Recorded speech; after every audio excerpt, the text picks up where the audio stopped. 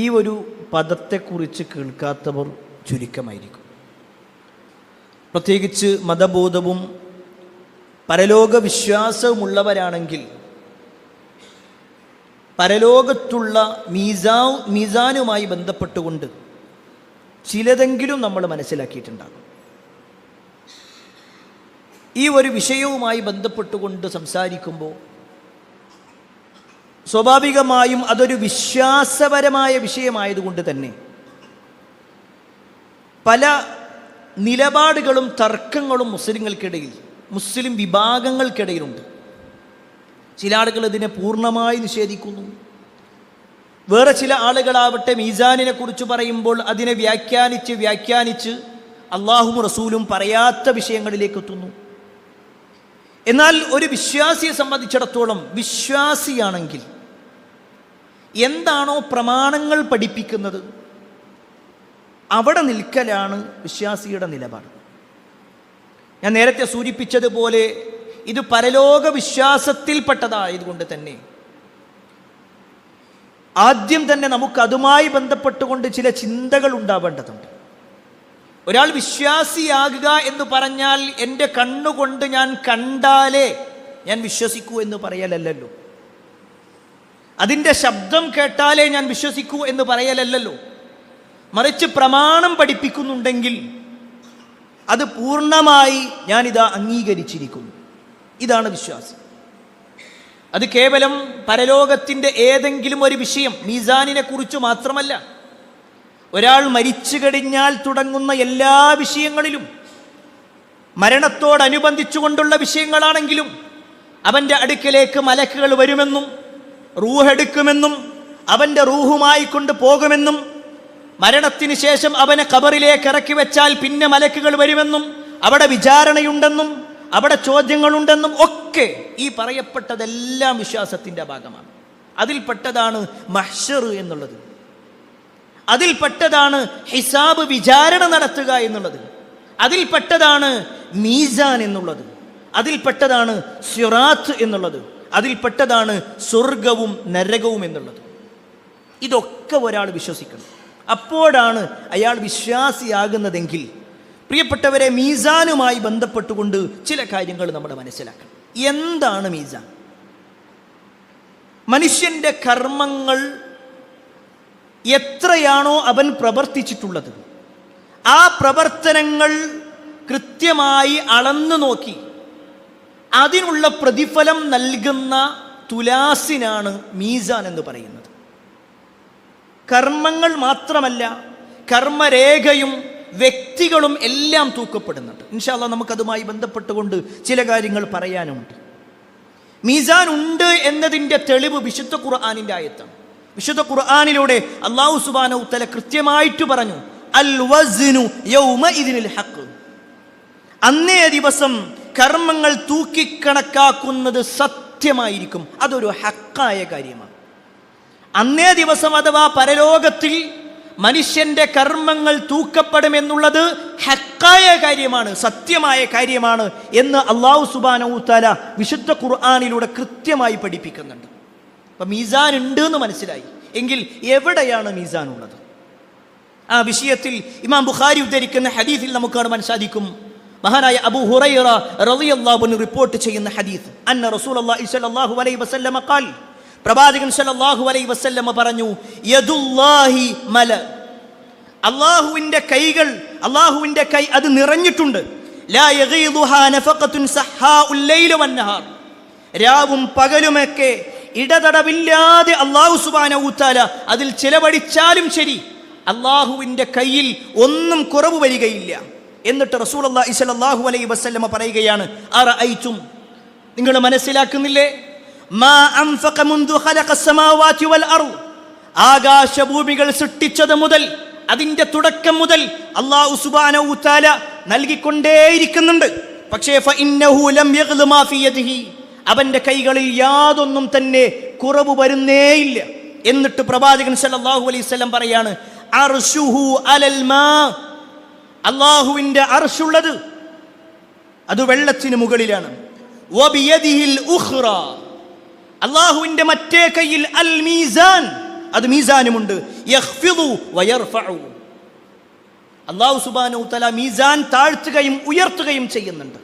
ഈ ഒരു ഹദീസിൽ കൃത്യമായി കൊണ്ട് പറയാണ്, മീസാൻ ഉണ്ട് എന്ന് മാത്രമല്ല, ആ മീസാൻ അള്ളാഹുവിൻ്റെ കൈകളിലാണ് എന്നും അത് അള്ളാഹു സുബ്ഹാനഹു തആല ഉയർത്തുകയും താഴ്ത്തുകയും ചെയ്യുന്നുണ്ട് എന്നുകൂടി ഒരു നിലക്കും നിഷേധിക്കാൻ കഴിയാത്ത, വിശുദ്ധ ഖുർആൻ കഴിഞ്ഞാൽ പിന്നെ ഏറ്റവും കൂടുതൽ ലോക മുസ്ലിമീങ്ങൾ അംഗീകരിക്കുന്ന സ്വഹീഹുൽ ബുഖാരിയിലുള്ള ഹദീസാണിത്. മീസാൻ ഉണ്ട് എന്ന് മനസ്സിലാക്കുന്നതോടൊപ്പം അതിൻ്റെ വലിപ്പം എത്രയാണ് അതും നമുക്ക് ഹദീസുകളിൽ കാണുവാൻ സാധിക്കും. റസൂലുള്ളാഹി സ്വല്ലല്ലാഹു അലൈഹി വസല്ലം പറയാണ്, യൂദഉൽ മീസാനു യൗമൽ ഖിയാമ, ഖിയാമത്ത് നാളിൽ മീസാൻ വെക്കപ്പെടും.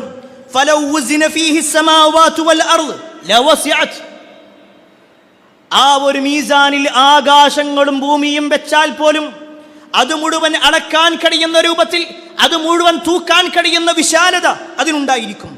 ഫതഖൂലുൽ മലായിക, അപ്പോൾ അല്ലാഹു സുബ്ഹാനഹു തആല അല്ലാഹുവിനോട് മലക്കുകൾ ചോദിക്കുകയാണ്, യാ റബ്ബ്, എൻ്റെ റബ്ബേ, യാ റബ്ബി ലിമൻ യസിനു ഹാദാ, ഈ ഒരു മീസാൻ ഇത് ആർക്ക് വേണ്ടിയാണ്, ആരെ തൂക്കാനാണ്, ആരുടെ അളക്കാൻ വേണ്ടിയാണ് ഉണ്ടാക്കിയിട്ടുള്ളത്? ആ സമയത്ത് ഫയഖൂലുല്ലാഹു തആല, അല്ലാഹു സുബ്ഹാനഹു തആല പറയും, ലിമൻ ശിഅതു മിൻ ഖൽഖി, എൻ്റെ സൃഷ്ടികളിൽ ഞാൻ ഉദ്ദേശിക്കുന്നവരെ അളക്കാനാണ്. അല്ലാഹു ഉദ്ദേശിക്കുന്നവർ അതാരൊക്കെയുണ്ടോ അവർ മുഴുവൻ ആ മീസാനിൽ അവരുടെ കർമ്മങ്ങളോ കർമ്മരേഖകളോ അല്ല, വ്യക്തികൾ തന്നെയും അളക്കപ്പെടും എന്നുള്ളത് തന്നെയാണ് ഇസ്ലാമിൻ്റെ പ്രമാണങ്ങൾ പഠിപ്പിക്കുന്നത്. എങ്കിൽ പ്രിയപ്പെട്ടവരെ, ആ മീസാനിൻ്റെ തട്ടുകളുമായി ബന്ധപ്പെട്ടുകൊണ്ടും ഖുർആനിലും ഹദീസിലും നമുക്ക് കാണുവാൻ സാധിക്കും. മീസാനിന് 2 തട്ടുകളുണ്ട്. മീസാൻ എന്ന് പറയുന്ന തുലാസിന് അതിന് 2 തട്ടുകളുണ്ട്. ഒന്ന് നന്മയുടെ തട്ടാണെങ്കിൽ മറ്റൊന്ന് തിന്മയുടെ തട്ടാണ്. നമുക്കെല്ലാവർക്കും സുപരിചിതമായ സൂറത്തുൽ ഖാരിയ, അതിലെ അവസാനത്തെ ചില വാചകങ്ങളാണ് ഖുതുബയുടെ തുടക്കത്തിൽ ഞാൻ ഓതി വെച്ചത്. നമുക്കെല്ലാവർക്കും പരിചയമുള്ള വാചകം, ഫഅമ്മാ മൻ സഖുലത് മവാസീനു ഫഹുവ ഫീ ഈശത്തിർ റാളിയ വഅമ്മാ മൻ ഖഫ്ഫത് മവാസീനു ഫഉമ്മുഹു ഹാവിയ. 2 തട്ടുകളുമായി ബന്ധപ്പെട്ടുകൊണ്ട് പറയാണ്, ഫഅമ്മാ മൻ സഖുലത് മവാസീനു, അപ്പോൾ ആരുടെ തുലാസുകൾ കനം തൂങ്ങിയോ, അഥവാ ആരുടെ നന്മകളുടെ തട്ടാണോ കനം തൂങ്ങിയത്, ഫഹുവ ഫീ ഈശത്തിർ റാളിയ, അവൻ തൃപ്തികരമായ സന്തോഷകരമായ ഒരു ജീവിതത്തിലേക്കായിരിക്കും. വഅമ്മാ മൻ ഖഫ്ഫത് മവാസീനു, ആരുടെ തട്ടാണോ ഖഫീഫായത്, നന്മയുടെ തട്ട് ചുരുങ്ങുകയും തിന്മയുടെ തട്ട് കൂടുകയും ചെയ്തത്, ഫഉമ്മുഹു ഹാവിയ, അവന്റെ അഭയസ്ഥാനം ഹാവിയയാണ്, അഥവാ നരകമാണ്. അല്ലാഹു നമ്മെ കാത്തിരക്ഷിക്കുമാറാവട്ടെ. മീസാനിനെ കുറിച്ച് മനസ്സിലാക്കുമ്പോൾ ആ മീസാനിന്റെ തട്ടുകളെ കുറിച്ചും വിശുദ്ധ ഖുർആൻ നമ്മെ പഠിപ്പിക്കുന്നുണ്ട്. ഇനി പ്രിയപ്പെട്ടവരെ, ഈ മീസാനിൽ തൂക്കപ്പെടുന്നത് എന്താണ്? ഒരുപക്ഷെ നമ്മൾ ചെറിയ പ്രായം തൊട്ടേ കേട്ടിട്ടുള്ളത് നമ്മുടെ കർമ്മങ്ങൾ തൂക്കുമെന്നാണെങ്കിൽ, ആ കർമ്മങ്ങൾ എങ്ങനെയാണ് തൂക്കപ്പെടുക? കർമ്മങ്ങൾ എങ്ങനെയാണ്? ഒരു വ്യക്തിയാണെങ്കിൽ അല്ലെങ്കിൽ ഒരു വസ്തുവാണെങ്കിൽ നമുക്ക് പറയാം അത് ഇങ്ങനെയാണെന്ന്. പക്ഷേ കർമ്മങ്ങൾ, ഒരു പ്രവർത്തനം എങ്ങനെ തൂക്കപ്പെടും? അതിനെക്കുറിച്ച് വിശദീകരിക്കാൻ നമുക്ക് അനുവാദമില്ല. കാരണം വിശുദ്ധ ഖുർആനിൽ എന്താണോ വന്നത് അതങ്ങനെ തന്നെ, റസൂലുള്ളാഹി സ്വല്ലല്ലാഹു അലൈഹി വസല്ലം എന്താണോ പറഞ്ഞത് അങ്ങനെ തന്നെ. മരണത്തിന് ശേഷം ഈ ലോകത്ത് നിന്ന് വിട പറഞ്ഞു പോയ നമ്മെ വീണ്ടും തിരിച്ചു കൊണ്ടുവരാൻ കഴിവുള്ള റബ്ബിന് നമ്മൾ ചെയ്തിട്ടുള്ള കർമ്മങ്ങൾ തൂക്കുക എന്നുള്ളത്, അത് അളക്കുക എന്നുള്ളത്, അതിൻ്റെ തൂക്കം നോക്കുക എന്നത് അല്ലാഹുക്ക് വല്ല പ്രയാസമുണ്ടോ? ഇതൊക്കെ ചെയ്യാൻ കഴിയുന്ന റബ്ബിന് കർമ്മങ്ങൾ കൊണ്ടുവരിക എന്നുള്ളത്, അത് തൂക്കി നോക്കുക എന്നുള്ളത് പ്രയാസകരമായ കാര്യമേ അല്ല. എങ്കിൽ എന്തെല്ലാം കർമ്മങ്ങളാണ് തൂക്കപ്പെടുന്നത് അതുകൂടി നമ്മൾ മനസ്സിലാക്കണം. അതിൽ ഒന്നാമത്തെ വിഷയം എന്താണെന്ന് ചോദിച്ചാൽ, ലാ ഇലാഹ ഇല്ലല്ലാഹ്. ലാ ഇലാഹ ഇല്ലല്ലാഹ് എന്ന കലിമത്ത് തൗഹീദ്, ആ ഒരു വാക്കിന്റെ പ്രത്യേകത പറയേണ്ടതില്ല. നമുക്കെല്ലാവർക്കും അറിയാം, ഒരു മുസ്ലിം ആകണമെങ്കിൽ ലാ ഇലാഹ ഇല്ലല്ലാഹ് അംഗീകരിക്കണം. എന്തിനേറെ, ഒരു മനുഷ്യൻ മരണപ്പെടുന്ന സമയത്ത് അവസാനത്തെ വാചകം അത് ലാ ഇലാഹ ഇല്ലല്ലാഹ് ആയിക്കഴിഞ്ഞാൽ അവന് സ്വർഗ്ഗാവകാശിയാണ്.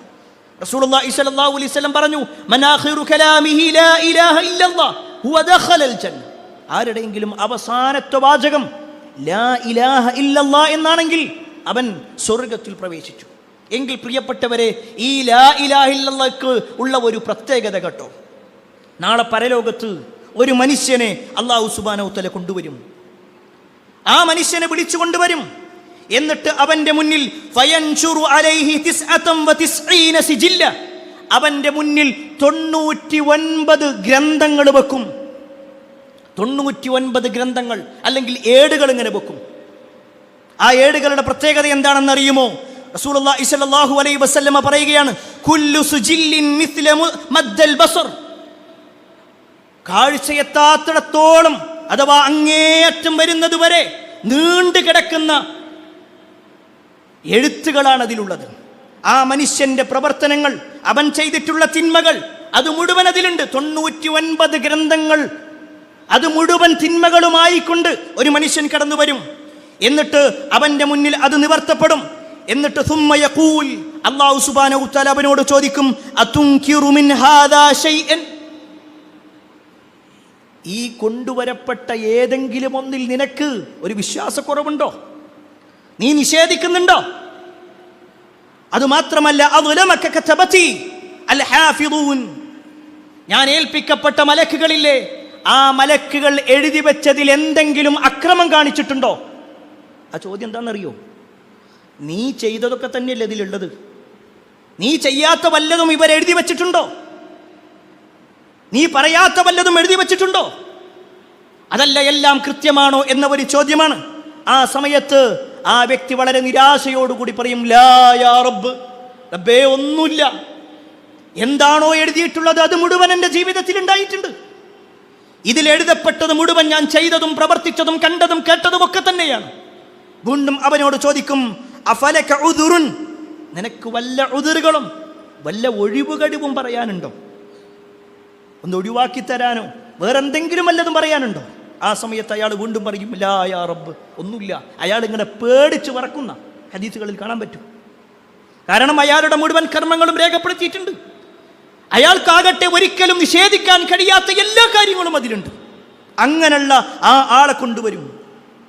എന്നിട്ട് അല്ലാഹു സുബ്ഹാനഹു വ തആല വീണ്ടും അവനോട് ചോദിക്കാണ്, അവന്റെ കാര്യത്തിൽ പറയാണ്, ലക ഇൻദനാ ഹസനതൻ ഫഇന്നഹു ലാ ദുൽമ അലൈക്കൽ യൗം, എന്നാലേ നിന്റെ അടുക്കലുള്ള ഒരു നന്മ അതുകൂടി എൻ്റെ അടുത്തുണ്ട് കേട്ടോ. ഞാൻ ഒരിക്കലും നിന്നോട് ഒരു നിലക്കും ദുൽമ കാണിക്കൂല, അക്രമം കാണിക്കുന്നതേ ഇല്ല. എന്നിട്ട് ഫതുഖ്റജു ബിതാഖത്തുൻ ബിതാഖതൻ ഫീഹാ, ഒരു ബിതാഖ അങ്ങോട്ട് കൊണ്ടുവരും, ഒരു കാർഡ്. ആ മനുഷ്യന്റെ മുന്നിൽ ഒരു കാർഡ് കൊണ്ടുവരും. ഫീഹാ അശ്ഹദു അല്ലാ ഇലാഹ ഇല്ലല്ലാഹ് വ അശ്ഹദു അന്ന മുഹമ്മദൻ അബ്ദുഹു വ റസൂലുഹു. ആ ഒരു ബിതാഖയിലുള്ളത്, ആ കാർഡിലുള്ളത് അശ്ഹദു അല്ലാ ഇലാഹ ഇല്ലല്ലാഹ് വ അശ്ഹദു അന്ന മുഹമ്മദ റസൂലുള്ളാഹ് എന്ന ആ ഒരു വാക്കാണ് അതിലുള്ളത്.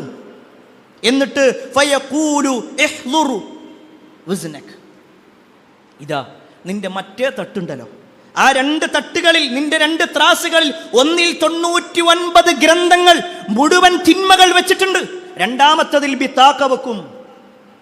ആ വെക്കുന്നത് വെക്കാൻ വേണ്ടി പറയുമ്പോൾ തന്നെ അയാൾ ചോദിക്കും, യാ റബ്ബ് മാ ഹാദിഹിൽ ബിതാഖ, റബ്ബേ ഈ ഒരു കാർഡ് കൊണ്ട് എന്താ ഉള്ളത്? അതിലാകെ ഒരൊറ്റ വാചകമാണ് എൻ്റെ കയ്യിലുള്ളത്. ബാക്കിയാകട്ടെ നിരന്നു നിൽക്കുന്ന 99ഓളം ഗ്രന്ഥങ്ങൾ കണ്ണെത്താ ദൂരത്തോളം എഴുതി വെച്ച രൂപത്തിൽ തിന്മകൾ ഞാൻ ചെയ്തിട്ടുണ്ട്. ഇതുകൊണ്ട് വല്ല കാര്യമുണ്ടോ? ആ സമയത്ത് ഫഖാൽ, അല്ലാഹു സുബ്ഹാനഹു വ തആല അവനോട് പറയും, ലാ തുദ്ലം, നീ ഒരിക്കലും ആക്രമിക്കപ്പെടൂല, നീ ദ്രോഹിക്കപ്പെടൂല. എന്നിട്ട് ആ ഒരു സിജില്ലയിൽ ആ ഒരു ബിതാഖ എടുത്തുകൊണ്ട് അതിൻ്റെ തട്ടിൽ വെക്കുന്നതും, ഫതൂദഉൽ സിജില്ലാത്ത് ഫീ കിഫത്തിൻ വൽ ബിതാഖത്തു ഫീ കിഫത്തിൻ, ഒരു തട്ടിൽ ആ മനുഷ്യന്റെ എല്ലാ തിന്മകളും ഉൾക്കൊള്ളുന്ന 99 ഗ്രന്ഥങ്ങളും വെക്കും, മറ്റേ തട്ടിലാകട്ടെ ഈ ഒരു ബിതാഖ മാത്രം വെക്കും. ഹദീസിൽ റസൂലുള്ളാഹി സ്വല്ലല്ലാഹു അലൈഹി വസല്ലമ പറയാണ്, ആ സമയത്തതാ അവന്റെ ബിതാഖ, അവൻ ചൊല്ലിയിട്ടുള്ള അശ്ഹദു അല്ലാ ഇലാഹ ഇല്ലല്ലാഹ് വ അശ്ഹദു അന്ന മുഹമ്മദ റസൂലുള്ളാഹ് എന്നത് അത് കനം തൂങ്ങുന്നു. അവന്റെ എല്ലാ തെറ്റുകുറ്റങ്ങളും അല്ലാഹു മാറ്റിക്കൊടുക്കും. പ്രിയപ്പെട്ടവരെ, ഈ ഒരു ചരിത്രം, ഈ ഒരു വാചകം നമ്മൾ മനസ്സിലാക്കുമ്പോൾ റസൂലുള്ളാഹി സ്വല്ലല്ലാഹു അലൈഹി വസല്ലം പഠിപ്പിച്ച ഈ ഒരു ഹദീസിലൂടെ നമുക്കൊരു കാര്യം ബോധ്യപ്പെടേണ്ടതുണ്ട്. അള്ളാഹുവിൻ്റെ കാര്യത്തിൽ നമ്മൾ നിരാശരാവണ്ട. എത്ര വലിയ പാപങ്ങൾ ചെയ്തിട്ടുണ്ടെങ്കിലും ലാ ഇലാഹ ഇല്ലല്ലാഹ് മുഹമ്മദു റസൂലുള്ളാഹ് എന്ന് കൃത്യമായി അംഗീകരിച്ചുകൊണ്ട് ജീവിക്കാൻ നമുക്ക് കഴിയണം. അതോടൊപ്പം തിന്മകൾ സംഭവിച്ചിട്ടുണ്ടോ അതിൽ നിന്ന് പൂർണ്ണമായി വിട്ടുനിൽക്കുവാനും ആത്മാർത്ഥമായിട്ട് അള്ളാഹുവിനോട് തൗബ ചെയ്യാനും നമ്മൾ റെഡിയായാൽ തീർച്ചയായും നമുക്ക് വിജയമുണ്ട് എന്നുകൂടി തന്നെയാണ് ഇതിൽ മനസ്സിലാക്കാനുള്ളത്. രണ്ടാമത്തെ കാര്യം, ഒരു മനുഷ്യന്റെ മീസാൻ നാളെ പരലോകത്ത് വെക്കപ്പെടുമ്പോൾ അതിൽ തൂക്കപ്പെടുന്ന രണ്ടാമത്തെ കാര്യം ദിക്റുകളുമായി ബന്ധപ്പെട്ടുകൊണ്ടാണ്. റസൂലുള്ളാഹി സ്വല്ലല്ലാഹു അലൈഹി വസല്ലം പറഞ്ഞു, കലിമതാൻ, രണ്ട് പദങ്ങൾ, ഖഫീഫതാനി അലൽ ലിസാൻ, നാവിന് വളരെ നൈർമല്യമുള്ളതാണ്, സഖീലതാനി ഫിൽ മീസാൻ, മീസാനിൽ അതിയായി കനം തൂങ്ങുന്നതുമാണ്, ഹബീബതാനി ഇലർ റഹ്മാൻ, പരമകാരുണ്യകന് അതിയായ ഇഷ്ടമുള്ള രണ്ട് പദങ്ങളുണ്ട്. എന്നിട്ട് റസൂലുള്ളാഹി സ്വല്ലല്ലാഹു അലൈഹി വസല്ലം പറയാണ്, സുബ്ഹാനല്ലാഹി വബിഹംദിഹി സുബ്ഹാനല്ലാഹിൽ അദീം. നമുക്കെല്ലാവർക്കും മനഃപ്പാടമുള്ളതാണ്. ആ രണ്ട് പദങ്ങൾ, രണ്ട് കലിമത്തുകൾ അറിയാത്തവരാരും ഉണ്ടാവില്ല. സുബ്ഹാനല്ലാഹി വബിഹംദിഹി സുബ്ഹാനല്ലാഹിൽ അദീം. ഈ രണ്ട് വാക്കുകൾ സഖീലതാനി ഫിൽ മീസാൻ, മീസാനിൽ അത് നിറയും, അതിൻ്റെ കനം തൂക്കും, ധാരാളമായി കൊണ്ട് കനം തൂങ്ങുന്ന, നന്മയുടെ തട്ട് തൂങ്ങുന്നതാണ് എന്ന് റസൂലുള്ളാഹി സ്വല്ലല്ലാഹു അലൈഹി വസല്ലം പഠിപ്പിച്ചു. അതുപോലെ തന്നെ മറ്റൊരു ഹദീസിൽ കാണുവാൻ സാധിക്കും, വൽഹംദുലില്ലാഹ് തംലഉൽ മീസാൻ. അൽഹംദുലില്ലാഹ് എന്ന വാക്ക് ഒരു വിശ്വാസിയുടെ ജീവിതത്തിൽ അവൻ രാവിലെ കണ്ണു തുറന്നത് മുതൽ അൽഹംദുലില്ലയുടെ വാചകങ്ങളുണ്ട്, പ്രാർത്ഥനകളുണ്ട്. എഴുന്നേറ്റാൽ പറയണം അൽഹംദുലില്ലാഹ്, വസ്ത്രം ധരിച്ചാൽ പറയണം അൽഹംദുലില്ലാഹ്, ഭക്ഷണം കഴിച്ചാൽ പറയണം അൽഹംദുലില്ലാഹ്. അതിലേക്കെല്ലാം ചേർത്ത് വെച്ചുകൊണ്ട് വേറെയും വാക്കുകളുണ്ട്. എന്തിനേറെ നിങ്ങളുടെ അവസ്ഥ എന്താണ്, നിങ്ങളുടെ കച്ചവടം എങ്ങനെയുണ്ട്, ഹെൽത്ത് എങ്ങനെയുണ്ട്, മക്കൾ എങ്ങനെയുണ്ട്, കുടുംബം എങ്ങനെയുണ്ട്, എല്ലാത്തിനും അൽഹംദുലില്ലാഹ് അൽഹംദുലില്ലാഹ് അൽഹംദുലില്ലാഹ്. അതിൻ്റെ പ്രത്യേകത എന്താ? അൽഹംദുലില്ലാഹ് തംലഉൽ മീസാൻ, മീസാൻ അങ്ങോട്ട് നിറച്ചു കളയുന്നു. മീസാനിൻ്റെ തട്ട്, നന്മയുടെ തട്ട് നിറയുന്നതാണ്. പക്ഷെ അവിടെ നമ്മൾ മനസ്സറിഞ്ഞുകൊണ്ട് അൽഹംദുലില്ലാഹ് പറയാൻ കഴിയണം. പല ആളുകളും നാവിൽ അൽഹംദുലില്ലയാണ്, കൽബിൽ അൽഹംദുലില്ല ഇല്ല. വിശേഷങ്ങൾ ചോദിക്കുന്ന സമയത്ത് അൽഹംദുലില്ലാഹ് പറയുന്നുണ്ട്, പക്ഷെ അവിടെ നിന്നങ്ങോട്ട് ബാക്കി പറയുന്നത് മുഴുവൻ പ്രാരാബ്ദങ്ങളുടെ കെട്ടുകളായിരിക്കും, അള്ളാഹുവിൻ്റെ വിധിയിൽ തൃപ്തിയില്ലാത്ത വാക്കുകളായിരിക്കും. അതല്ല അൽഹംദുലില്ലാഹ്. എന്തുണ്ടെങ്കിലും അത് പറയാൻ, ഒരു മനുഷ്യൻ ആക്സിഡന്റായി രണ്ട് കൈയും രണ്ട് കാലും ഒടിഞ്ഞു കിടക്കുകയാണെങ്കിൽ പോലും എന്താ നിങ്ങളുടെ അവസ്ഥ എന്ന് ചോദിച്ചാൽ അൽഹംദുലില്ലാഹ്. കാരണം അത് പറയാൻ അവനിപ്പോഴും ജീവനുണ്ട്. അതന്നെ അൽഹംദുലില്ലാഹ്. കച്ചവടം ചെയ്ത് എല്ലാം പാപ്പരായി പോയി, അവൻ വാടക വീട്ടിലേക്ക് മാറേണ്ടി വന്നു, എന്നാലും അൽഹംദുലില്ലാഹ്. കാരണം അങ്ങനത്തെ ഒരു അവസ്ഥയിലാണെങ്കിലും എനിക്കിപ്പോഴും ജീവിക്കാനുള്ളൊരു അർഹതയുണ്ടല്ലോ. ഒരു പക്ഷേ ഇപ്പോൾ ഞാൻ അനുഭവിക്കുന്നത് ഒരു കൊല്ലം കഴിയുമ്പോഴേക്ക് മാറാം. അൽഹംദുലില്ലാഹ്. അതാണ് അൽഹംദുലില്ലാഹ്. മീസാൻ അത് നിറച്ചു കളയുമെന്നുള്ള വാചകമാണ് റസൂലുള്ളാഹി സ്വല്ലല്ലാഹു അലൈഹി വസല്ലം നമ്മെ പഠിപ്പിക്കുന്നത്. മൂന്നാമത്തെ കാര്യം, പരീക്ഷണങ്ങളിൽ ക്ഷമിക്കുക എന്നുള്ളത്. വലിയ വലിയ പരീക്ഷണങ്ങൾ വരുന്ന സമയത്ത് അതിൽ ക്ഷമിക്കുന്ന ആളുകളെ സംബന്ധിച്ചിടത്തോളം അവരുടെ മീസാൻ അത് കനം തൂക്കും. റസൂലുള്ളാഹി സ്വല്ലല്ലാഹു അലൈഹി വസല്ലം പറഞ്ഞ ഒരു വാചകം, ഒരിക്കൽ അബൂ സലമ റളിയല്ലാഹു അൻഹു റിപ്പോർട്ട് ചെയ്യുന്ന ഹദീസിൽ റിപ്പോർട്ട് ചെയ്യുന്ന ഹദീസിൽ നമുക്ക് കാണാൻ സാധിക്കും, ഒരിക്കൽ പ്രവാചകൻ സല്ലല്ലാഹു അലൈഹി വസല്ലം പറയാണ്, ബഖിൻ ബഖിൻ, ഒരു വാക്ക് ഇങ്ങനെ ഉച്ചരിച്ചു. എന്നിട്ട് നബി സല്ലല്ലാഹു അലൈഹി വസല്ലം വഅശാറ ബിയദിൽ ഖമീസ്, പ്രവാചകൻ സല്ലല്ലാഹു അലൈഹി വസല്ലം അങ്ങനെ കൈകൊണ്ട് 5 എന്ന് കാണിച്ചു. എന്നിട്ട് പറയാണ്, മാ അസ്ഖലുഹുന്ന ഫിൽ മീസാൻ, മീസാനിൽ ഈ 5 കാര്യങ്ങളോളം കനം തൂങ്ങുന്ന മറ്റൊന്നുമില്ല. മീസാനിൽ കനം തൂങ്ങുന്ന 5 കാര്യങ്ങൾ. റസൂലുള്ളാഹി സ്വല്ലല്ലാഹു അലൈഹി വസല്ലം പറയാണ്, സുബ്ഹാനല്ലാഹ് വൽഹംദുലില്ലാഹ് ലാ ഇലാഹ ഇല്ലല്ലാഹ് വല്ലാഹു അക്ബർ. 4 കാര്യങ്ങൾ പ്രിയപ്പെട്ടവരെ എത്ര തവണ നമ്മൾ ചൊല്ലിയിട്ടുണ്ട്, നമ്മളൊക്കെ ചൊല്ലാറുണ്ട്. അള്ളാഹു നമ്മിൽ നിന്നും സ്വീകരിക്കുമാറാവട്ടെ. എന്നാൽ പ്രിയപ്പെട്ടവരെ, നമ്മൾ ചൊല്ലുന്ന സമയത്ത് എപ്പോഴെങ്കിലും നമ്മൾ ആലോചിച്ചിട്ടുണ്ടോ, ഇതെൻ്റെ മീസാൻ കനം തൂക്കുന്ന പ്രവർത്തനമാണ്? ഞാൻ ഈ ചൊല്ലുന്നതിലൂടെ ഒരു സുബ്ഹാനല്ലാഹ് പറയുമ്പോൾ, ഒരു അൽഹംദുലില്ലാഹ് പറയുമ്പോൾ, ഒരു ലാ ഇലാഹ ഇല്ലല്ലാഹ് പറയുമ്പോൾ, ഒരു അല്ലാഹു അക്ബർ പറയുമ്പോൾ എൻ്റെ മീസാൻ ഇങ്ങനെ നിറയുന്ന പ്രവർത്തനമാണിത് എന്ന് നമ്മൾ ചിന്തിച്ചിട്ടുണ്ട്. അങ്ങനെ ചിന്തിക്കുമ്പോഴാണ്, ആ ഒരു നിയ്യത്തിൽ പ്രവർത്തിക്കുമ്പോഴാണ്, അത് ആഗ്രഹിക്കുമ്പോഴാണ് അള്ളാഹിൻ്റെ അടുക്കൽ പ്രതിഫലം ഉണ്ടാവുക. അല്ലാതെ വെറുതെ നാവ് കൊണ്ട് ഇങ്ങനെ ചൊല്ലുക എന്നുള്ളതല്ല. ആത്മാർത്ഥമായി നാളെ പരലോകത്ത് എനിക്ക് രക്ഷ കിട്ടണം എന്ന ആഗ്രഹത്തോടു കൂടി ചെയ്യാൻ കഴിയണം. ഈ 4 കാര്യങ്ങൾ നബി സല്ലല്ലാഹു അലൈഹി വസല്ലമ ദിക്റുകളുമായി ബന്ധപ്പെട്ടതാണ് പറഞ്ഞതെങ്കിൽ 5ാമത്തെ ഒരു കാര്യം ഇതിലേക്ക് ചേർത്ത് പറഞ്ഞു. അതാണ് പരീക്ഷണം എന്നുള്ളത്. നബി സല്ലല്ലാഹു അലൈഹി വസല്ലമ പറയാണ്, വൽ വലദു സ്വാലിഹ്, സ്വാലിഹായ ഒരു മകൻ, യുതവഫാ ലിൽ മർഇ മുസ്ലിം, ഒരു മുസ്ലിമായ മനുഷ്യന്റെ മകൻ മരിച്ചു, സ്വാലിഹായ മകൻ മരിച്ചു. ആ വാപ്പാന്റെ കൽബ് പടയുന്നുണ്ട്, കണ്ണ് നിറയുന്നുണ്ട്. പക്ഷേ അയാൾ ക്ഷമിക്കുന്നു, സഹിക്കുന്നു. ഫയഹ്തസിബുഹു, നാളെ പരലോകത്ത് ഞാൻ ഈ ക്ഷമിച്ചതിന് അല്ലാഹു സുബ്ഹാനഹു വ തആല എനിക്ക് പ്രതിഫലം നൽകും എന്ന ഒരു പ്രതീക്ഷയോടുകൂടി അയാൾ ജീവിക്കുന്നുണ്ടെങ്കിൽ അയാൾക്കുള്ള മീസാൻ, അയാളുടെ മീസാൻ നിറയുന്നു. മക്കൾ മരണപ്പെട്ടു, വേണ്ടപ്പെട്ടവർ മരിച്ചു, ഒരു പക്ഷേ നമ്മുടെ കൽബ് പടയും. പ്രിയപ്പെട്ടവരെ, സ്വബോധം നഷ്ടപ്പെടും, പലതും നാവുകളിലേക്ക് വരും. പക്ഷേ നിയന്ത്രിക്കാൻ കഴിയണം. പല വിധത്തിലുള്ള പരീക്ഷണങ്ങളാണ് വന്നുകൊണ്ടിരിക്കുന്നത്. ഓരോ വ്യക്തികളുടെയും പരീക്ഷണങ്ങൾ ഇങ്ങനെ നോക്കുമ്പോൾ വ്യത്യസ്തമായ രൂപത്തിലാണുള്ളത്. ഞാൻ സാന്ദർഭികമായി കൊണ്ട് പറയട്ടെ, നമ്മുടെ ഒരു അക്കാദമിയിൽ മദ്രസയിൽ പഠിക്കുന്ന ഒരു കുട്ടി, 11 വയസ്സുള്ള ഒരു പെൺകുട്ടി, ഏകദേശം ഒരാഴ്ചയായി വെന്റിലേറ്ററിലാണുള്ളത്. ഓരോ ദിവസവും അവരുടെ കുടുംബത്തിലുള്ള ആളുകൾ മെസ്സേജ് അയക്കും, കരഞ്ഞുകൊണ്ടാണ്. കാരണം ആ കുട്ടി ജനിച്ചത് മുതൽ ചില പ്രയാസങ്ങളുണ്ടായിരുന്നു. അത് ട്രീറ്റ്മെൻറ്റ് മുന്നോട്ട് പോയിക്കൊണ്ടേയിരുന്നതാണ്. പക്ഷേ ഈ കഴിഞ്ഞ ഒരാഴ്ച ഏറ്റവും ഭീതിതമായൊരവസ്ഥയിലേക്ക് അവരെത്തി. ഞാൻ ഇങ്ങോട്ട് കയറുന്നതിന് മുമ്പ് പോലും ആ ഉമ്മ മെസ്സേജ് അയച്ചിട്ട് കരഞ്ഞുകൊണ്ട് പറയുന്ന വാചകം, നിങ്ങൾ പ്രാർത്ഥിക്കണം, എൻ്റെ കുട്ടിക്ക് ജീവിക്കുക എന്നത് ഖൈറാണെങ്കിൽ ആ കുട്ടിയുടെ രോഗം എത്രയും പെട്ടെന്ന് മാറ്റാൻ. കാരണം വേദന കൊണ്ട് കുട്ടി എരിപിരി കൊണ്ടുകൊണ്ടിരിക്കണം. വല്ലാത്തൊരവസ്ഥയിലൂടെയാണ്, ഒരു ഉമ്മക്കും താങ്ങാൻ കഴിയാത്ത രൂപത്തിലാണ്. അല്ലാഹു സുബ്ഹാനഹു വ തആല ആ കുട്ടിയുടെ അസുഖം പരിപൂർണമായി മാറ്റിക്കൊടുക്കുമാറാവട്ടെ. ആ ഉമ്മ വീണ്ടും പറഞ്ഞു, അതല്ല, എൻ്റെ കുട്ടിയുടെ മരണമാണ് എനിക്ക് ഖൈറെങ്കിൽ അതിലേക്ക് അല്ലാഹുവോടൊന്ന് എത്തിക്കാൻ വേണ്ടി പറയും. കാരണം അത്രത്തോളം പ്രയാസത്തിൽ, അങ്ങനത്തെ ഒരു പ്രയാസത്തിലേക്ക് അവരെത്തിയിട്ടുണ്ട്. ഒരു വിശ്വാസി മരണം മുന്നിൽ കാണുമ്പോൾ നടത്തേണ്ട ഒരു പ്രാർത്ഥനയാണ്, അല്ലാഹുമ്മ ഹ്യിനി മാ കാനത്തിൽ ഹയാതു ഖൈറൻ ലി വതവഫനി ഇദാ കാനത്തിൽ വഫാതു ഖൈറൻ ലി. അല്ലാഹുവേ, ജീവിതമാണ് എനിക്ക് ഖൈറെങ്കിൽ എന്നെ നീ ജീവിപ്പിക്കുക, മരണമാണ് എനിക്ക് ഖൈറെങ്കിൽ എന്നെ നീ മരിപ്പിക്കുക. ആ കുട്ടിയുടെ ഒരു അവസ്ഥ വല്ലാത്ത പരിതാപകരമായ ഒരു അവസ്ഥയിലാണ്. അല്ലാഹു പരിപൂർണമായ ശമനം നൽകുമാറാവട്ടെ.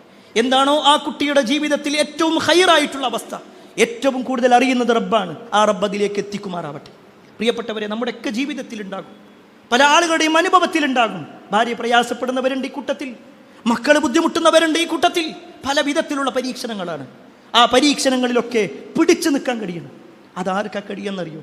വിശ്വാസികൾക്ക് മാത്രം, വിശ്വാസികൾക്ക് മാത്രം. വിശ്വാസമില്ലാത്തവനെ സംബന്ധിച്ചിടത്തോളം നഷ്ടങ്ങൾ മാത്രമേ പറയാനുണ്ടാവുള്ളൂ. പക്ഷേ വിശ്വാസിക്കോ, എൻ്റെ വാപ്പ മരിച്ചു, എൻ്റെ ഉമ്മ മരിച്ചു, എൻ്റെ മക്കൾ മരിച്ചു, എൻ്റെ കുടുംബത്തിലെ ഇന്ന ആളുകളൊക്കെ മരിച്ചു, അൽഹംദുലില്ലാ അൽഹംദുലില്ലാ ഇന്നാ ലില്ലാഹി വ ഇന്നാ ഇലൈഹി റാജിഊൻ. ആ ഒരു വാക്ക് പറയാൻ വിശ്വാസിക്കാൻ കഴിയുക. കാരണം എന്താണെന്നറിയോ? എനിക്ക് ഇവിടുന്ന് നഷ്ടപ്പെട്ടാലും പരലോകത്തിൻ്റെ കുട്ടീനെ എനിക്ക് കിട്ടും. ഇവിടുന്ന് എൻ്റെ വാപ്പ എനിക്ക് നഷ്ടപ്പെട്ടാലും പരലോകത്ത് ഞാനും എൻ്റെ വാപ്പയും സ്വർഗത്തിൽ കിടക്കും. ആ ഒരു വിശ്വാസം, പ്രിയപ്പെട്ടവരെ, നമുക്ക് ജീവിക്കാൻ പ്രേരണ നൽകുന്ന, നമ്മുടെ ജീവിതത്തിൽ എന്ത് പരീക്ഷണം വന്നാലും, എത്ര വലിയ ബുദ്ധിമുട്ട് വന്നാലും നമുക്ക് ജീവിക്കാൻ കരുത്ത് നൽകുന്ന ഒന്നാണ് ശരിക്ക് പരലോക വിശ്വാസം എന്ന് പറയുന്നത്, അല്ലേ? ഇന്നത്തെ ആളുകളൊക്കെ, ചില ആളുകളൊക്കെ ഇങ്ങനെ കമൻ്റ് ഇട്ടുകൊണ്ടും ആക്ഷേപം പറഞ്ഞുകൊണ്ടും എന്ത് പരലോകം, ഇതൊക്കെ പറഞ്ഞു പറ്റിക്കാണ്. ശരി, നിങ്ങൾ പറഞ്ഞ വാദവുമായിട്ട് വരാം. ഈ ലോകത്തിന് ശേഷം പിന്നെ മരണമില്ല, മരണത്തിന് ശേഷം പിന്നെ ഒരു ജീവിതമല്ല. അങ്ങനെ ഒന്ന് വിശ്വസിച്ചു നോക്കി. നിങ്ങളുടെ ജീവിതത്തിൽ എന്ത് സമാധാനം നിങ്ങൾക്കുള്ളത്? നിങ്ങൾക്കൊരു പക്ഷേ മദ്യപിക്കാൻ ലൈസൻസ് കിട്ടിയെന്ന് വരാം, തോന്നിവാസങ്ങൾ ചെയ്യാൻ ലൈസൻസ് ആയി എന്ന് വരാം. പക്ഷേ നിങ്ങളുടെ ജീവിതത്തിലുള്ള നഷ്ടങ്ങൾക്ക്, ആ നഷ്ടങ്ങൾക്ക് നികത്താൻ കഴിയാത്തതാണെന്ന് ബോധ്യപ്പെടാൻ നിങ്ങൾക്കുണ്ടാകും. പക്ഷേ വിശ്വാസിക്കതല്ല. ഇവിടെ നഷ്ടപ്പെടുന്നതെല്ലാം പരലോകത്തിന് കിട്ടും, എനിക്കിത് കിട്ടും. കാരണം എന്താ? എൻ്റെ റബ്ബ് എനിക്ക് തരാൻ കഴിവുള്ളവനാണ്. ഞാൻ മരിച്ചു കഴിഞ്ഞാൽ എന്നെ കൊണ്ടുവരുന്ന എൻ്റെ റബ്ബിന് എൻ്റെ മകനെ കൊണ്ടുവരാൻ കഴിയും, എൻ്റെ മകളെ കൊണ്ടുവരാൻ കഴിയും, എൻ്റെ ഭാര്യനെ കൊണ്ടുവരാൻ കഴിയും, എൻ്റെ ഭർത്താവിനെ കൊണ്ടുവരാൻ കഴിയും. എനിക്ക് സുന്ദരമായ ഒരു ജീവിതം പരലോകത്തവൻ നൽകുകയും ചെയ്യും. അള്ളാഹു നമുക്ക് നൽകുമാറാവട്ടെ. അതാണ് പ്രിയപ്പെട്ടവരെ പരലോക വിശ്വാസത്തിൻ്റെ ധൈര്യം എന്ന് പറഞ്ഞു. ആ ഒരു നിലക്ക്, ഒരു വിശ്വാസി എന്ന നിലക്ക് നമ്മൾ മാറേണ്ടതുണ്ട്. നാലാമത്തെ കാര്യം, മീസാനിൽ കനം തൂങ്ങുന്ന ഏറ്റവും വലിയൊരു പ്രവർത്തനമാണ് സൽ സ്വഭാവം എന്നുള്ളത്. റസൂലുള്ളാഹി സ്വല്ലല്ലാഹു അലൈഹി വസല്ലം പറഞ്ഞു, മാ ശൈഉൻ അസ്ഖലു ഫീ മീസാനിൽ മുഅ്മിൻ യൗമൽ ഖിയാമത്തി മിൻ ഖുലുഖി ഹസൻ. സൽ സ്വഭാവത്തോളം മീസാനിൽ കനം തൂങ്ങുന്ന മറ്റൊന്നുമില്ല.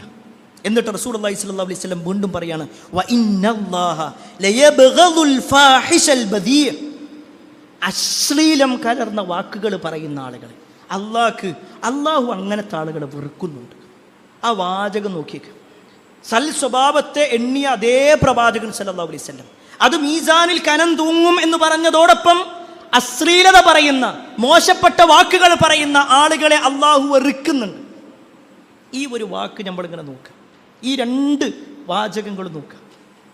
നമ്മുടെ നാവിൽ നിന്ന് വരുന്ന വാക്കുകളൊക്കെ ഒന്നുകിൽ നമ്മുടെ പരലോകത്ത് മീസാനിൻ്റെ നന്മയുടെ തട്ടിലേക്കുള്ളതാണ്, അതല്ലെങ്കിൽ തിന്മയുടെ തട്ടിലേക്കുള്ളതാണ്. നമ്മളൊന്ന് ആലോചിച്ച് നോക്കി കാണും. ഇന്ന് രാവിലെ എഴുന്നേറ്റത് മുതൽ നമ്മുടെ ഭാര്യയോട് സംസാരിച്ചപ്പോൾ, മക്കളോട് സംസാരിച്ചപ്പോൾ, ജോലിക്കാരോട് സംസാരിച്ചപ്പോൾ, കൂട്ടുകാരോട് സംസാരിച്ചപ്പോൾ നമ്മുടെ സംസാരങ്ങളിൽ വന്ന പദപ്രയോഗങ്ങൾ സൽസ്വഭാവത്തിൻ്റെതായിരുന്നോ അതല്ല അശ്ലീലതകളും അതേപോലെ തന്നെ മോശമായ വാക്കുകളും അത്തരത്തിലുള്ള പദങ്ങളുമായിരുന്നു എന്ന് നമ്മൾ പരിശോധിക്കണം. എപ്പോഴും ഒരു വിശ്വാസിൻ്റെ മനസ്സിലുണ്ടായി മതി. നമ്മൾ ഏതൊരു കാര്യം ചെയ്യുമ്പോഴും, എന്ത് കാണുകയാവട്ടെ, കേൾക്കുകയാവട്ടെ, പറയുകയാവട്ടെ, അത് ഒന്നുകിൽ നന്മയുടെ തട്ടിലേക്കാണ് അല്ലെങ്കിൽ തിന്മയുടെ തട്ടിലേക്കാണ്. നന്മയുടെ തട്ട് കൂടിയാൽ സ്വർഗ്ഗമുണ്ട് എന്നാണല്ലോ പറഞ്ഞു. അമ്മാമൻ സഖുലത് മവാസീനുഹു ഫഹുവ ഫീ ഈശത്തിർ റാദിയ വഅമ്മാമൻ ഖഫ്ഫത് മവാസീനുഹു ഫഉമ്മുഹു ഹാവിയ. ആ ആയത്ത് നമ്മൾ കേട്ടു. എന്നാ പ്രിയപ്പെട്ടവരെ, നമ്മൾ ഒരു നന്മ പോലും നിസാരമാക്കാതെ നമുക്ക് ചെയ്യാൻ പറ്റും. എന്താണെന്നറിയോ? അതൊരു ചെറിയ കാര്യമല്ലേ, അതൊരു സുന്നത്തല്ലേ, അതൊക്കെ അത്ര വലിയ ഗൗരവമുണ്ടോ എന്നാർക്കെങ്കിലും വല്ല നന്മയുടെ വിഷയത്തിലും തോന്നുന്നുണ്ടെങ്കിൽ നമ്മൾ മനസ്സിലാക്കേണ്ട എന്താ അറിയോ? നാളെ പരലോകത്ത് നമ്മൾ അള്ളാഹിൻ്റെ മുന്നിൽ ഹാജരാക്കപ്പെടും. നമ്മുടെ നന്മകളൊക്കെ ചെയ്തിട്ടുള്ള തട്ടുകൾ അതൊക്കെ ഒരു തട്ടിലേക്ക് വെച്ചു, തിന്മകളൊക്കെ മറ്റേ തട്ടിലേക്കും വെച്ചു. അത് രണ്ടും തുല്യമായി നിൽക്കുന്ന രംഗം ആലോചിച്ച് നോക്കിക്കണി. അങ്ങനത്തെ ഒരു അവസ്ഥ വന്നു എന്ന് വിചാരിക്കും. നന്മയും തിന്മയും ഇങ്ങനെ തുല്യമായിട്ട് മീസാൻ ഇങ്ങനെ നിൽക്കുക. ആ സമയത്ത് നമ്മൾ എന്തായിരിക്കും ആഗ്രഹിച്ചിട്ടുണ്ടാവുക? എന്തായിരിക്കും നമ്മൾ ആഗ്രഹിക്കുക? റബ്ബേ, ഒരു നന്മ കൂടി, ഒരു ദിക്ർ കൂടി, ഒരു സുന്നത്ത് നിസ്കാരം, ഒരായത്തെങ്കിലും ഞാൻ ചൊല്ലിയിരുന്നെങ്കിൽ, ഒരു ദിക്ർ ഞാൻ ചൊല്ലിയിട്ടുണ്ടായിരുന്നെങ്കിൽ, എന്തെങ്കിലും ഒരു നന്മ ചെയ്തിട്ടുണ്ടായിരുന്നെങ്കിൽ എനിക്കിപ്പോൾ സ്വർഗം കിട്ടുകയില്ല. എങ്കിൽ അതേ വാചകം പ്രിയപ്പെട്ടവരെ നമ്മൾ തിന്മയുടെ കാര്യത്തിൽ കൂടി നോക്കിക്കാണി. ചിലപ്പോഴൊക്കെ ചില തിന്മകൾ ചെയ്യുമ്പോൾ നമ്മൾ ചോദിക്കും, അത് ഹറാമാണോ ശിർക്കാണോ? ശിർക്കാണെങ്കിൽ ഞാൻ ചെയ്യൂല, ഹറാമ് വലിയ കുഴപ്പമൊന്നുമില്ല, അതൊക്കെ തൗബ ചെയ്യാനും. ഇനി ഹറാമാണെങ്കിൽ തന്നെ അത് വലിയ തെറ്റാണോ ചെറിയ തെറ്റാണോ? ചെറിയ തെറ്റാണെങ്കിൽ കുഴപ്പമില്ല. ഇനി ചെറിയ തെറ്റാണെങ്കിലും അത് ഹറാമിലേക്ക് എത്തുന്നതാണോ അതല്ല കറാഹത്തല്ലേ? നിസാരവൽക്കരിച്ചുകൊണ്ടിരിക്കുക പലതും. നമ്മളിങ്ങനെ ആലോചിച്ചാൽ മതി. ആ രണ്ട് തട്ടും ഇങ്ങനെ നിൽക്കുമ്പോൾ, നന്മയും തിന്മയും തുല്യമായി നിൽക്കുമ്പോൾ, നമ്മൾ പറഞ്ഞ ഒരു കളവ്, ഒരൊറ്റ കളവ്, അതേതിലേക്കാണ് വരിക? നന്മയിലാണോ തിന്മയിലാണോ? തിന്മയിലേക്കല്ലേ. നമ്മൾ പറഞ്ഞ ഒരു മോശമായ വാക്ക്,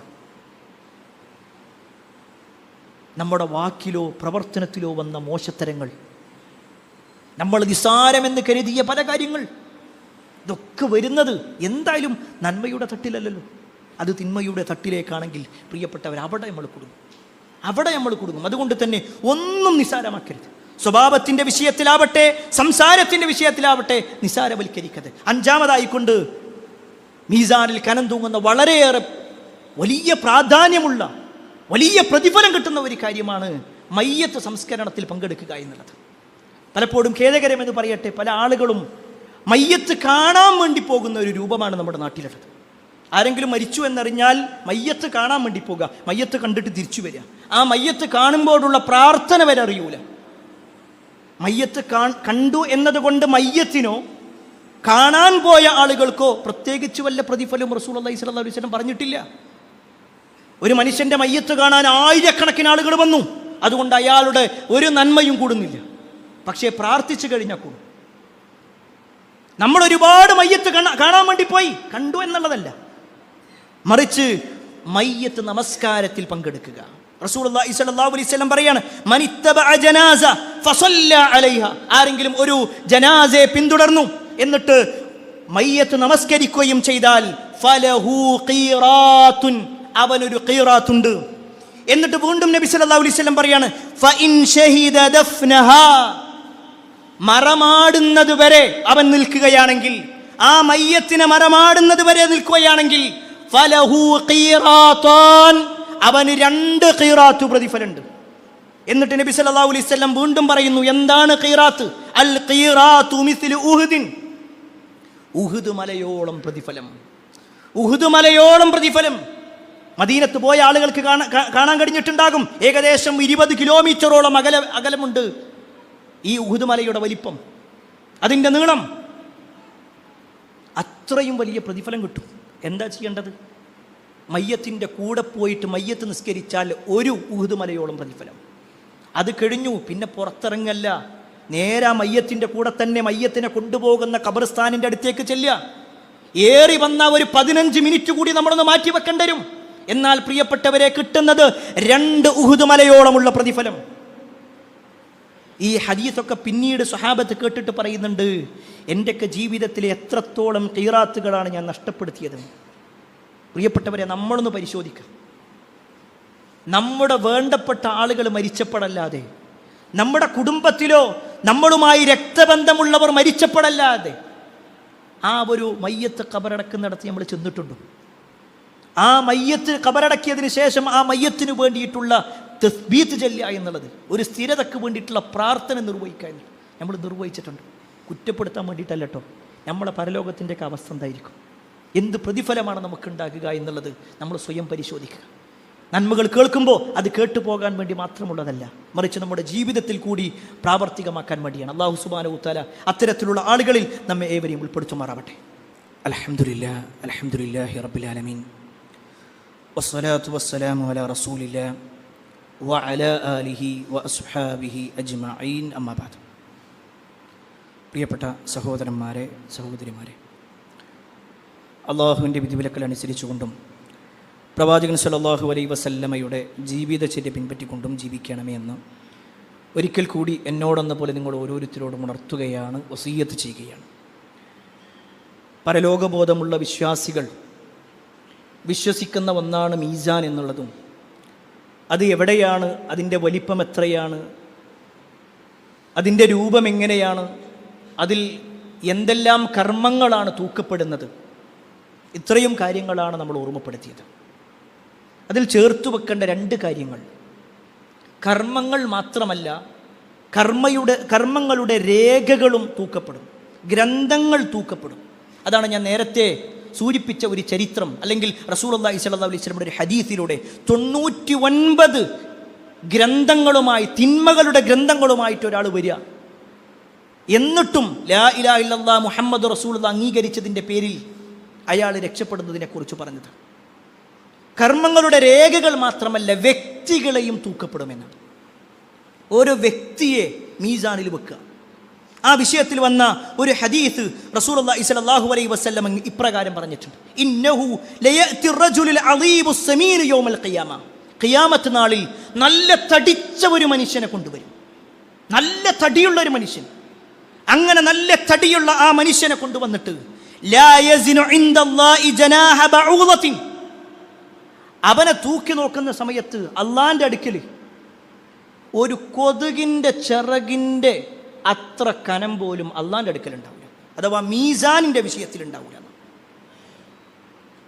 ഒരു മനുഷ്യൻ എത്ര തടിക്കുന്നു, അവൻ്റെ ശാരീരികമായ കഴിവുകൾ എത്രയാണ്, അതല്ല അവിടെ നോക്കുന്നത്.